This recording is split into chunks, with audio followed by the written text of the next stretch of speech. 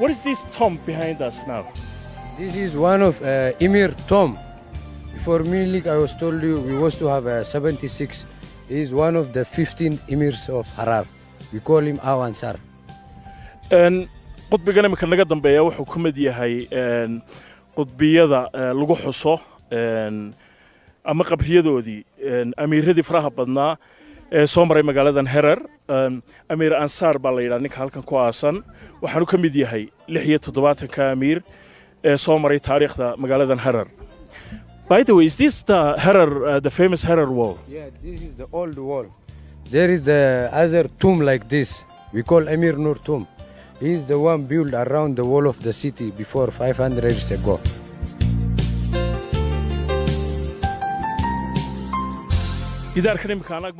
How are you? Do you speak Somali? Yeah. I hear, but I can't speak it. Fasil, and you're from Harar. Tell me about the history of this city. Harar is one of the four holy Muslim cities. First, Mecca, Medina, Jerusalem. Fourth is Harar. And Harar is like the most people are Muslim. In all city, there is like 82 mosques and one Catholic church and one Orthodox church.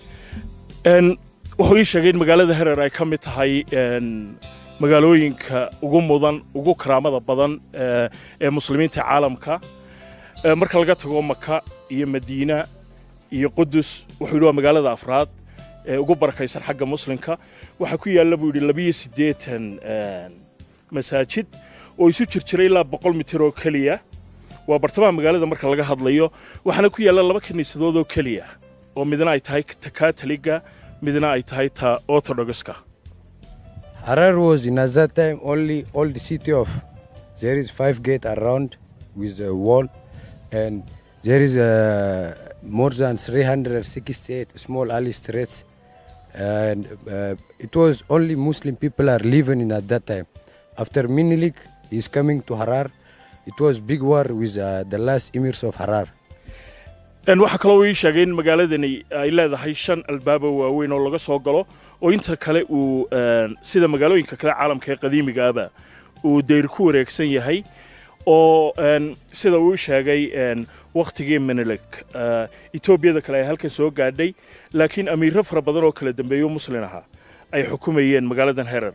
So how many emirs were in Herar? It was 76 emirs before Menelik. The last emir is Amir Abdullahi.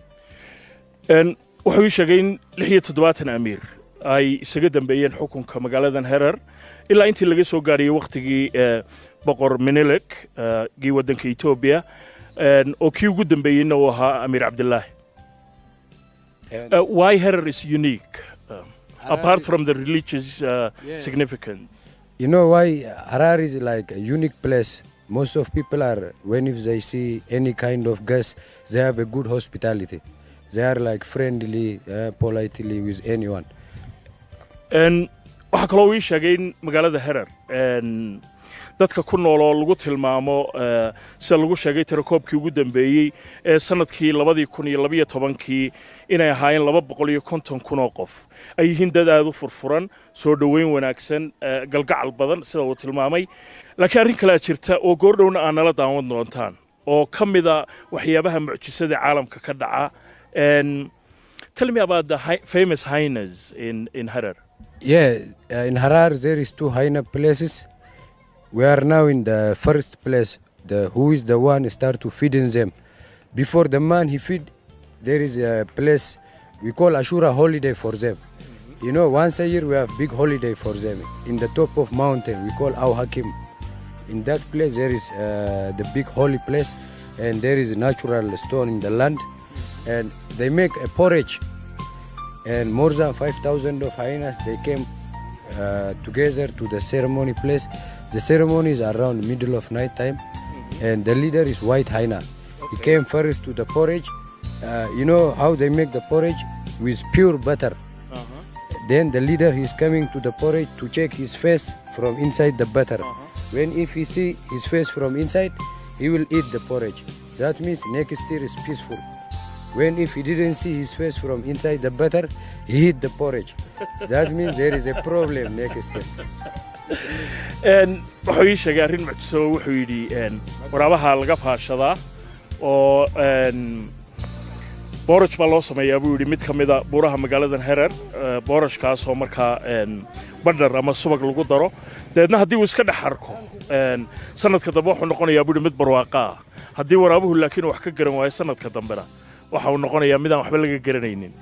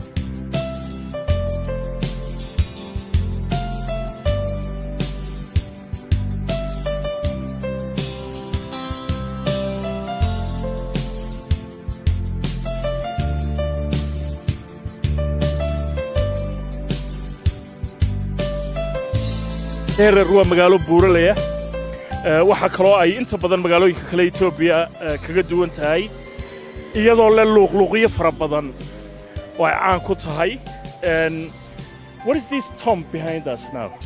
This is one of Emir tomb. Before Menelik, I was told you we was to have 76. He is one of the 15 emirs of Harar. We call him Awansar. qudbigana marka naga dambeeya wuxuu ka mid yahay qudbiyada lagu xuso ama qabriyadoodii amiiradii faraha badnaa ee soo maray magaaladan Herer amiir Ansar baa la yiraahdaa ninka halkan ku aasan waxaanu ka mid yahay 76 ka amiir ee soo maray taariikhda magaaladan Herer. By the way, is this the Herer the famous Herer wall? Yeah, this is the old wall. There is the other tomb like this. We call Emir Nur tomb. He is the one built around the wall of the city before 500 years ago.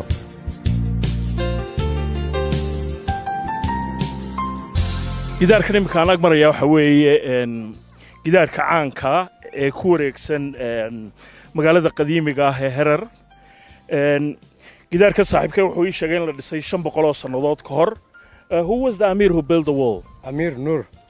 Amir la oran jiray oo amiirada Herer ka mid ahaa ayaa gidaarkan dhisay 500 sanadood buu dhisan yahay sida arkaysaana xaaladiisu wali aad iyo aad bay u fiican tahay. Once a year also there is a Ramadan Muslim fasting.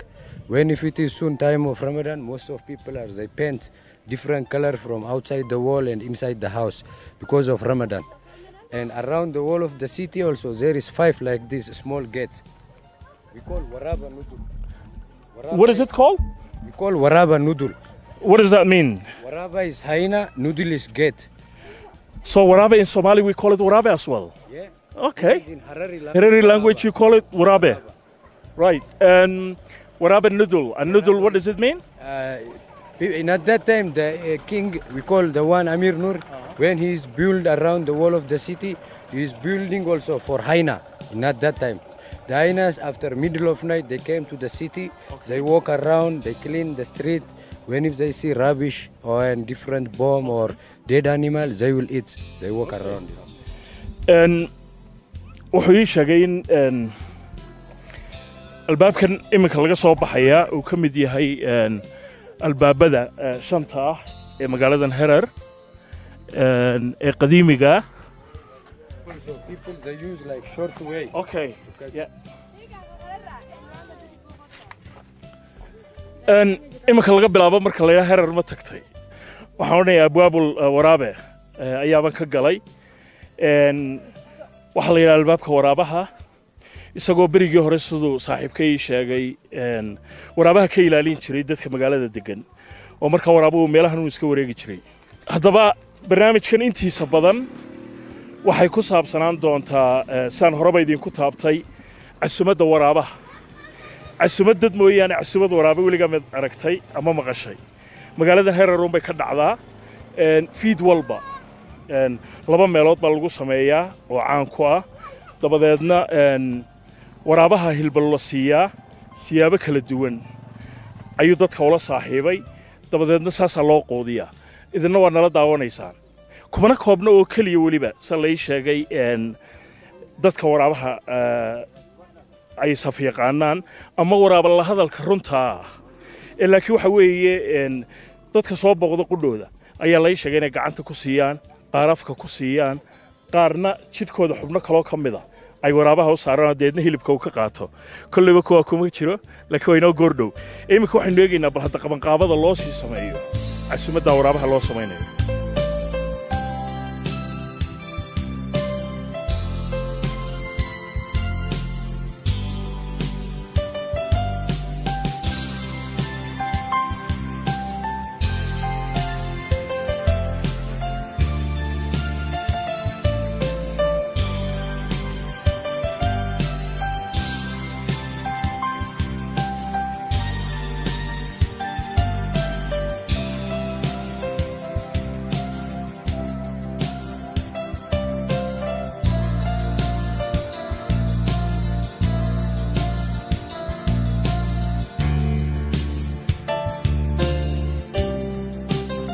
السلام عليكم عسومد dad loo diyaariyo hadda ka jirtay tan dad looma diyaarinayo cid kuma cashaynayso waraabayaal baa ku cashaynaya waa taa hilbihii loo googoynayo marka haddii mustaqbalka lagu weydiiyo waraaba la casumay ma aragtay indhahagaad ku arki doontaa waraabihii casuman oo deedna mid loogu yeedhayo oo magacyo kale leh oo deedna iyaguna garanaya halkay imanayaan iyo sababtay u imanayaan iyo bandhiga la yaab kale samaynayaan waa sida hilbahan iminka dumarku googoynayaan ay u cunayaan ninka haddaba sameeya casumadan la yaab kale waraabaha weliba habeen walba sameeya Cabbaas baa la yidhaa Cabbaas assalaamu calaykum وعليكم السلام ورحمة الله Cabbaas casumaddiisaasaan ka waraysan doonaa laakiin Cabbaas maadaama af Ingiriisi aanu ku hadlin ninkan yaree Soomaaliga baa noo kala turjumaya magaca adiga عبد الواسع عبد الواسع waxaad weydiisay imisa waraabe iyo habeen walba cunto siiya waraabis bay kanya kasta waraabis afartami sadini tayi qarni saddex iyo in kuwa ku soo darmi weeye qani waliba qab dibba fi sodomiye qadu fuqaysa dibba fi afartamiye kulli aan intaan leeyahay waa 443 weeye inta 143 waraabe intaas wuu leeyahay inta iimaanaysana waa 40 waxa ay iimaanayaan meeshu iska iimaan doonaan kuwa kale xagee qabtaan ku dheh warqaalisa dhakan warqaan jinaanis magaala qaysa deema jinaanis oo qarabira ha kuwa kalena kuwa meesha iska dhaxgalaan suuqa iska dhax socdaan meelaha lafay ka kuwa kale markaa dib jiro iyaga isda baramiya meelaha lafaha ay ka helaan iska diideenaan kuwa cabsana meesha iimaan karna way joogaan